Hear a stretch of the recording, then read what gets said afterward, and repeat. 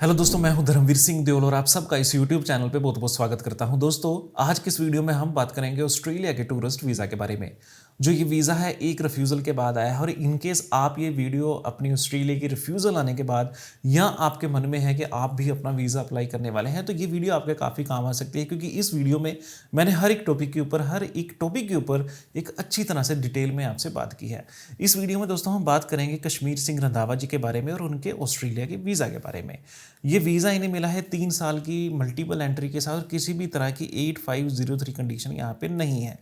अगर visa approval की बात करें तो 24 जनवरी 2025 को हमें ये वीज़ा मिला था, यानी काफ़ी फ्रेश ये वीज़ा है। तो इस वीडियो में हम कश्मीर सिंह जी की प्रोफाइल के बारे में बात करेंगे, इनकी पुरानी रिफ्यूज़ल है उसके बारे में बात करेंगे, डॉक्यूमेंट्स के बारे में बात करेंगे कि जो इनकी नई एप्लीकेशन आई थी उसमें हमने कौन कौन से डॉक्यूमेंट सबमिट किए, और ये भी बात करेंगे कि कैसे हमने इनकी रिफ्यूज़ल पे काम किया जिसकी वजह से इन्हें जो रिफ्यूज़ल थी बाद में इन्हें अप्रूवल मिल गई। इस वीडियो के लास्ट में हम ट्रेंड के बारे में बात करेंगे और वीडियो के लास्ट में मैं आपके साथ कुछ टिप्स एंड ट्रिक्स भी शेयर करूंगा जिन्हें फॉलो करके आप भी अपना वीज़ा हासिल कर सकते हैं। सबसे पहले दोस्तों, इनकेस अगर आप इस चैनल पर नए आए हैं, पहली बार हैं, तो प्लीज़ इस चैनल को सब्सक्राइब करें, इस वीडियो को लाइक करें, इस वीडियो को शेयर करें। अगर दोस्तों आपका कोई क्वेश्चन है तो आप हमें व्हाट्सएप के जरिए पूछ सकते हैं, आप हमें कमेंट सेक्शन में क्वेश्चन करके पूछ सकते हैं, और इनकेस आप मुझसे बात करना चाहते हैं, स्क्रीन पे नंबर विजिबल है, आप मुझसे बात भी कर सकते हैं। तो चलिए दोस्तों वीडियो की शुरुआत करते हैं। सबसे पहले दोस्तों हम बात कर लेते हैं प्रोफाइल की। कश्मीर सिंह जी हरिद्वार से हैं, 1991 में इनका जन्म हुआ था, 2018 में इनकी शादी हुई थी, 2 इनके बच्चे हैं। तो ये यहाँ पे इनकी बेसिक जो इन्फॉर्मेशन है। अगर यहाँ पे प्रोफेशन की बात करें तो हरिद्वार में ही इनकी जूतों की दुकान है, फुटवेयर की शॉप है, और यहीं से इन्हें इनकम मिलती है और यहीं इनका जो वापस आने का रीज़न है। यानी कि अगर टाइस को लेके भी हम बात करें तो बिजनेस के पॉइंट ऑफ व्यू से इनकी वो सिर्फ एक शॉप है जिसकी वजह से वो वापस आएंगे। अगर अर्निंग की बात करें तो 60,000 रुपया इनकी मंथली इनकम है, यानी कि ये जो सारे खर्चे निकाल के करंट अकाउंट से सेविंग अकाउंट में 60,000 रुपया ट्रांसफ़र करते हैं। तो बेसिक यही प्रोफाइल है, इतनी ज़्यादा कोई बड़ी प्रोफाइल नहीं थी कि जहाँ पे हम कहें कि वीज़ा के बहुत ज़्यादा चांसेस थे। होता क्या है कि इनकेस अगर आपका बिजनेस अच्छा है, फाइनेंस अच्छे हैं, अगर आपकी सारी रिटर्न्स काफ़ी अच्छी हैं, तो वहाँ पे ज़्यादा चांस होता है। बट इनकेस आप भी 50, 60, 70,000 रुपये महीना कमाते हैं, आपका बिजनेस है, यहाँ आपकी जो अगर आपने अप्लाई किया था रिफ्यूज़ल आई है, फिर भी आपके पास चांस है कि आप वीज़ा हासिल कर सकते हैं। जस्ट आपने ये वीडियो लास्ट तक देखनी है। उसके बाद दोस्तों हम बात कर लेते हैं इनकी पुरानी रिफ्यूज़ल की। तो जो पुरानी रिफ्यूज़ल है 10 नवंबर को इन्होंने फाइल सबमिट की थी, 27 नवंबर को इनकी यहाँ पे रिफ्यूज़ल आ गई थी। जो पर्पज़ था वो था क्रिसमस और न्यू ईयर सेलिब्रेशन। ये अपनी फैमिली के साथ वहाँ पे जाना चाहते थे, बट अनफॉर्चुनेटली वहाँ पे इन्हें वीज़ा नहीं मिला और उन्हें रिफ्यूज़ल आ गई। अगर रिफ्यूज़ल के रीज़न के बारे में बात करें तो इन्होंने कहा है कि जो एप्लीकेंट है वो कश्मीर फुटवेयर में एज ए प्रोपराइटर है, और जो भी इनकी इनकम है या जो रहने का खर्च है इंडिया में, वो इतने ज़्यादा इनके इकोनॉमिक्स ग्राउंड को या इकोनॉमिक स्टेबिलिटी को शो नहीं करता। उसके बाद इन्होंने कहा है कि जो इनके टाइज हैं, इंसेंटिव्स है, वो इतने ज़्यादा स्ट्रॉन्ग नहीं हैं जिसकी वजह से वो वापस इंडिया में आएँ। तो ये इनकी रिफ्यूज़ल थी। तो यहीं पे हमने इनकी काम किया क्योंकि इनके पास सारे डॉक्यूमेंट थे। देखो, इनके पास जीएसटी था, इनके पास बिल थे, इनके पास विजिटिंग कार्ड था, सब कुछ था। तो हमने बेसिकली इन्हीं चीज़ों के ऊपर काम किया और फाइनली इन्हें जो वीज़ा ला के दिया है। इन केस आपके भी यही रिफ्यूज़ल है, अगर आपका बिजनेस था, आपने अप्लाई किया था और ये सेम आपके लेटर में भी लिखी है, आपके रिफ्यूज़ल लेटर में भी लिखी हैं, तब दोस्तों आप भी जो प्रोसेस हमने किया है वही प्रोसेस आप फॉलो करके भी अपना वीज़ा हासिल कर सकते हैं। तो चलिए दोस्तों, अब हम बढ़ते हैं नेक्स्ट स्टेप की तरफ, और वो है डॉक्यूमेंट्स। डॉक्यूमेंट्स को डिस्कस करने से पहले सबसे पहली बात है कि कोई भी कंट्री, ये मैं ये नहीं कह रहा कि ऑस्ट्रेलिया के लिए, चाहे आप कनाडा के लिए अप्लाई करते हैं, चाहे आप यूके के लिए अप्लाई करते हैं, चाहे शेंगन के लिए अप्लाई करते हैं, किसी भी कंट्री के लिए अप्लाई करो, सबसे पहले आपने एक चीज़ का यहाँ पे आपने डॉक्यूमेंट या आपने जवाब देना है कि आप किस वजह से वापस आओगे। अगर आपने उस चीज़ के ऊपर काम कर लिया तो आपको जो वीज़ा मिलने के ज़्यादा चांस होंगे। अगर डॉक्यूमेंट की बात करें तो सबसे पहले हम पर्सनल डॉक्यूमेंट की बात करते हैं। इनमें इनके पासपोर्ट की कॉपी, आधार कार्ड और पैन कार्ड, साथ में हमने इनका मैरिज सर्टिफिकेट और इनके जो बच्चे हैं उनका हमने यहाँ पे बर्थ सर्टिफिकेट यहाँ पे सबमिट किया था। फैमिली डॉक्यूमेंट्स में हमने इनके जो पेरेंट्स हैं और जो इनके बच्चे हैं उनका आधार कार्ड यहाँ पे सबमिट किया था। तो ये इनके पर्सनल डॉक्यूमेंट्स हैं। अब अगर फाइनेंस की डॉक्यूमेंट की बात करें तो सबसे पहले बैंक स्टेटमेंट, 6 मंथ की bank statement, bank balance certificate, 3 साल की इनकी ITR और इनके जो बिजनेस रिकॉर्ड्स हैं, बिजनेस फाइनेंशियल रिकॉर्ड हैं, जिसमें जीएसटी की filing, sales report, proof of earning की, ये कैसे जो इनकी शॉप है उससे कैसे ये पैसा कमाते हैं। उसके बाद दोस्तों हमने बिजनेस के डॉक्यूमेंट सबमिट किए थे, जिसमें इनकी बिजनेस रजिस्ट्रेशन सर्टिफिकेट, जिसमें एमएसएमई, इनका जो शॉप एक्ट है उसके डॉक्यूमेंट्स, और साथ में इनकी जो जीएसटी रजिस्ट्रेशन हैं। और उसके बाद दोस्तों हमने जो इनकी ओनरशिप है उसके डॉक्यूमेंट भी साथ में सबमिट किए थे। जो प्रॉपर्टी के कागज़ हमने यहाँ पे लगाए थे, प्रॉपर्टी के कागज़ आपके इंग्लिश में होने चाहिए, ना कि हिंदी में या पंजाबी में। दूसरा, हमने इनके एक बिजनेस ओवरव्यू लेटर बनाया था कि कैसे जो इनका बिजनेस है कैसे काम करता है, कैसे अर्निंग करता है, और क्या क्या इनकी रिस्पॉन्सिबिलिटीज़ हैं हरिद्वार में। तो ये बेसिक ये हमने बिजनेस को लेके हमने यहाँ पे डॉक्यूमेंट यहाँ पे सबमिट किए थे। उसके बाद आ जाते हैं ट्रैवल डॉक्यूमेंट और स्पोर्टिंग डॉक्यूमेंट। तो यहाँ पे हमने आइटनरी सबमिट की थी, अकोमोडेशन की डिटेल्स दी थी। एक हमने यहाँ पे टाइस लेटर बनाया था कि क्यों ये बिजनेस को लेके, फैमिली को लेके, टाइस को लेके वापस अपनी होम कंट्री आएंगे। अगर आपको याद हो, रिफ्यूज़ल लेटर में लिखा था कि इनके इंसेंटिव नहीं है। तो इंसेंटिव को दिखाने के लिए हमने यहाँ पे जो भी इनके टाइस लेटर हैं या जो भी इनके इंटेंट है वापस आने का, वो हमने यहाँ पे शो किया था। लास्ट में हमने cover letter, letter of intent और जस्टिफिकेशन लेटर हमने यहाँ पे सबमिट की थी। इनकेस अगर आपकी रिफ्यूज़ल है तो जस्टिफिकेशन लेटर के बिना फाइल सबमिट ना करें। जस्टिफिकेशन लेटर ही एक ऐसा डॉक्यूमेंट है जहाँ पे वीज़ा ऑफिसर को पता चलता है कि क्या जो आपकी प्रोफाइल थी, क्या आपका पर्पस था, और क्यों आपकी फ़ाइल रिफ्यूज़ हुई, क्यों उसे वीज़ा देना चाहिए।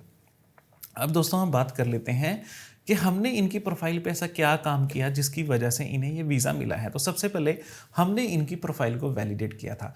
इनकेस अगर आपकी रिफ्यूज़ल है, आप हमसे अपनी प्रोफाइल को वैलिडेट करवाना चाहते हैं, क्योंकि वहीं पे हमें भी पता चलता है कि आपने किस तरीके से फाइल को प्रेजेंट किया था, कौन कौन से डॉक्यूमेंट साथ में सबमिट किए थे, या जो आपने कौन कौन से सपोर्टिंग डॉक्यूमेंट लगाए थे, कोई ऐसे डॉक्यूमेंट आपने मिस तो नहीं किया जिसकी वजह से आपकी रिफ्यूज़ल आई। तो ये वैलिडेशन का प्रोसेस है। इसकी कॉस्ट है 1499। अगर आप हमसे फर्दर प्रोसेस भी करवाओगे तो ये 1499 वहीं से माइनस होंगे, कोई इसकी एक्स्ट्रा कॉस्ट नहीं है। तो प्रोफाइल वैलिडेशन में ही हमें ये पता चला कि इनके कौन से ऐसे एरर थे या कहाँ पे गैप था जहाँ पे हम इनके डॉक्यूमेंट्स को इनहेंस कर सकते हैं और इनकी प्रोफाइल को एक बेटर विजिबिलिटी दे सकते हैं। उसके बाद दोस्तों हमने ये भी देखा कि इनकी जो फाइलिंग थी वो बिजनेस डॉक्यूमेंट्स के बेस पे थी, तो ना तो कोई फाइनेंशियल डिक्लेरेशन थी, ना ही कोई बिजनेस डिक्लेरेशन थी। तो हमने यहाँ पे इनके जो फाइनेंशियल डॉक्यूमेंट्स है उसके ऊपर काम किया, जिसमें हमने इनकी ITR GST फिलिंग है, इनके जो भी रिकॉर्ड है वो हमने लाइन अप किए। उसके बाद में हमने इनकी जो डिक्लेरेशंस हैं बिजनेस को लेके, फाइनेंस को लेके, टाइस को लेके, वो हमने यहाँ पे ड्राफ्ट की। उसके बाद दोस्तों हमने यहाँ पे टाइस भी दिखाई कि जो इनका बिजनेस है वो काफ़ी अच्छा है, काफ़ी पुराना है, और आने वाले टाइम में इनका बिजनेस ग्रो कर सकता है, और इनके जो बिजनेस है वहाँ पे लोग काम भी करते हैं, उन्हें सैलरी भी मिलती है, उनके घर भी चलते हैं। तो ये रीज़न है जिसकी वजह से ये वापस आएंगे। ऐसा नहीं है कि ये अपना चलता बिजनेस छोड़ के आपकी कंट्री में चले जाएंगे। तो यहाँ पे दोस्तों आपकी जो लेटर्स हैं वही काम करते हैं, सपोर्टिंग लेटर्स काम करते हैं। उसके बाद दोस्तों हमने ये भी दिखाया है कि जो इनके बच्चे हैं वो भी यहीं पे हैं, उनकी वाइफ यहीं पे है, 2 इनके बच्चे हैं और बेटे हैं, वो भी यहाँ पे रहेंगे, तो उसकी वजह से भी ये वापस आएंगे। उसके बाद दोस्तों हमने यहाँ की जो प्रेजेंटेशन है, देखो होता क्या है कि आपके पास सारे डॉक्यूमेंट हो सकते हैं, सारे के सारे अच्छे डॉक्यूमेंट हो सकते हैं, सब कुछ होगा आपके पास, बट अब अगर आपने फाइल को प्रेजेंट ही अच्छी तरह नहीं किया तो वहाँ पे वीज़ा आने के चांसेस भी कम हो जाएंगे। तो यहाँ पे मेन चीज़ होती है कि आपको फाइल किस तरह से प्रेजेंट करते हैं। दोस्तों यहाँ पे मैं आपको एक चीज़ समझाना चाहता हूँ कि ऐसा नहीं है कि अगर आप सब कुछ कर लोगे, प्रेजेंट भी अच्छी तरह कर लोगे, डॉक्यूमेंट भी अच्छी तरह होंगे, तब भी आपका वीज़ा आएगा, ऐसा नहीं होता। क्योंकि नॉर्मली जो वीज़ा है वो आपके डॉक्यूमेंट्स पे आता है, वीज़ा ऑफिसर आपके डॉक्यूमेंट्स को चेक करता है, रिव्यू करता है, फिर वो आपको वीज़ा देता है। अब दोस्तों हम बात कर लेते हैं कि ट्रेंड कैसा चल रहा है। तो दोस्तों करंट ट्रेंड की अगर बात करें तो ट्रेंड नॉर्मल, अगर आप होटल बुकिंग पे लगाओगे तो 50 से 70% अगर आपकी प्रोफाइल के बेस पे आपको वीज़ा मिलने के चांसेस हैं, और यही यहाँ पे अप्रूवल रेट भी है। वहीं इनकेस अगर आपकी वहाँ पे फैमिली है, अगर मान लीजिए कि आपके वहाँ पे अगर आप पेरेंट्स हैं, आपका बच्चा वहाँ पे है, बेटी वहाँ पे पढ़ रहा है, आप उसके पास जाना चाहते हैं, काफ़ी अच्छा यहाँ पे रिज़ल्ट है। इनकेस आपका भाई है, बहन है, आपका कोई रिश्तेदार है, आप उसके पास जाना चाहते हैं, तो वहाँ पे भी रिज़ल्ट अच्छा है। अगर परसेंटेज की बात करें तो अराउंड 65 से लेके 85% तक यहाँ पे अप्रूवल आ जाती है, 80% तक यहाँ पे अप्रूवल आ जाती है, तो काफ़ी अच्छा यहाँ पे रिज़ल्ट है। यहाँ पे गौर करने वाली बात क्या है, जैसे मैंने पहले कहा कि इनकेस अगर आप डॉक्यूमेंट के बिना अप्लाई करोगे या आपकी वीक प्रोफाइल है, एज छोटी है, तो यहाँ पे रिफ्यूज़ल के ज़्यादा चांस हैं। इनकेस आपकी फ़ाइल अच्छी है और आपके पास काफ़ी अच्छे डॉक्यूमेंटेशन है, जहाँ पर वीज़ा ऑफिसर को ये लगेगा कि आप अगर वो वीज़ा देगा भी तो आप वापस अपनी होम कंट्री आ जाओगे, तो वहाँ पे आपकी अप्रूवल के ज़्यादा चांस होते हैं। तो बेसिक दोस्तों वीज़ा वहीं पे डिपेंड करता है। अगर आपने वीज़ा ऑफिसर को कन्विंस कर दिया कि वो आपकी कंट्री में नहीं रहेगा, तो वो आपको वीज़ा यहाँ पे दे देगा। अब दोस्तों हम बात कर लेते हैं कि कौन कौन से ऐसे टिप्स हैं, ट्रिक्स हैं जिन्हें फॉलो करके आप भी अपना वीज़ा हासिल कर सकते हैं। तो सबसे पहले डॉक्यूमेंट ही सब कुछ है।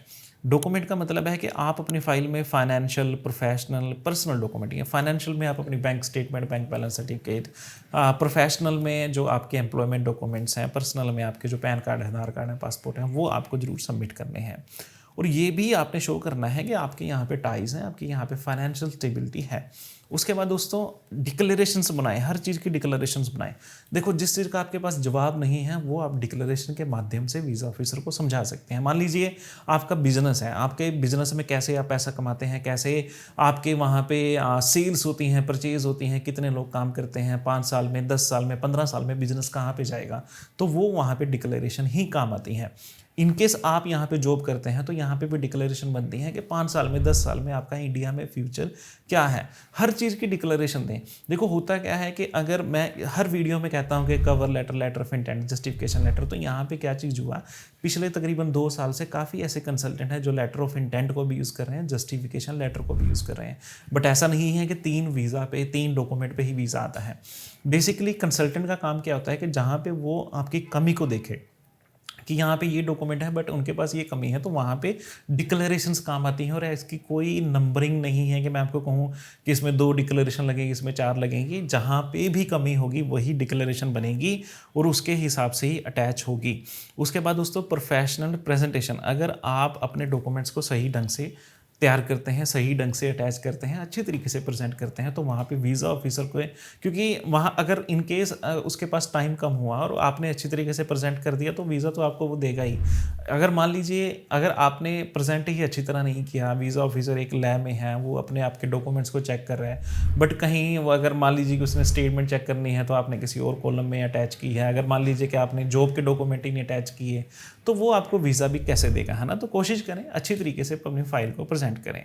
और जो भी कॉमन एरर्स हैं, जैसे कि डॉक्यूमेंट अटैच करना भूल गए, उसके बाद में जो इन्फॉर्मेशन दी है वो गलत है, या जो फॉर्म है उसमें गलतियां हैं, तो इन सब चीज़ों को थोड़ा सा इग्नोर करें और अच्छे तरीके से अपनी फाइल को सबमिट करें।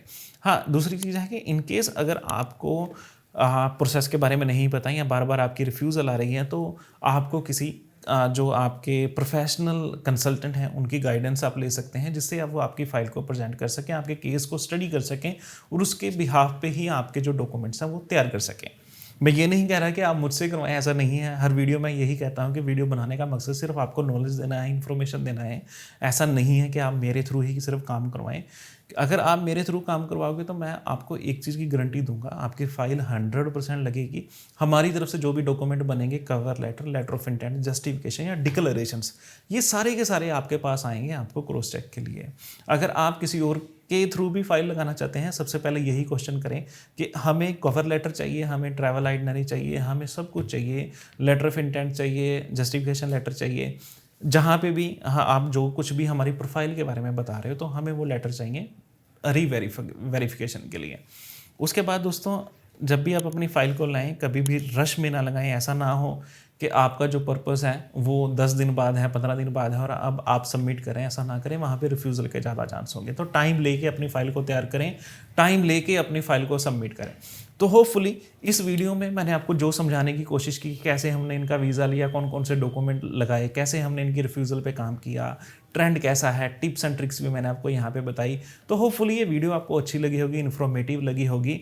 और अगर आपको ये वीडियो अच्छी लगी है तो प्लीज़ इस वीडियो को लाइक करें, आप कमेंट भी कर सकते हैं। और इन केस आप हमारे थ्रू अपना प्रोसेस करवाना चाहते हैं, केस डिस्कस करना चाहते हैं, प्रोफाइल को वैलिडेट करवाना चाहते हैं, स्क्रीन पे नंबर विजिबल है, आप हमें कॉन्टैक्ट कर सकते हैं। तो चलिए दोस्तों, आज की इस वीडियो में इतना ही, मिलते हैं अगली वीडियो में।